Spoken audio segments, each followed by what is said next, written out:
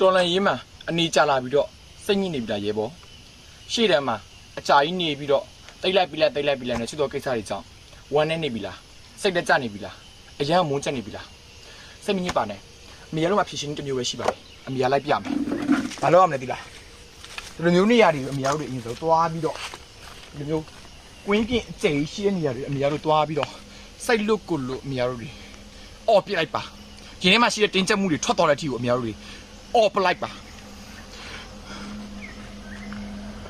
ဒါပေမဲ့ဒီလိုမျိုးပါနဲ့မရှက်ဘူးတော့လူမယ်နော်အော်တက်တယ်လို့အော်မယ်ရှက်ဘူးလည်းမလိုဘူးဒါမျိုးတော့မှတ်ထားဖို့လူမယ်ကိုအော်တက်တယ်လို့ဒါစိတ်ထဲမှာရှိတဲ့ဟာကိုဝှင့်ထွက်သွားတဲ့အထိအော်ပလိုက်ပါ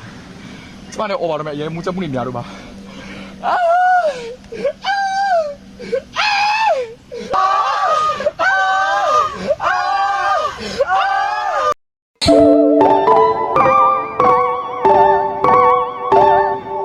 Oh, so many.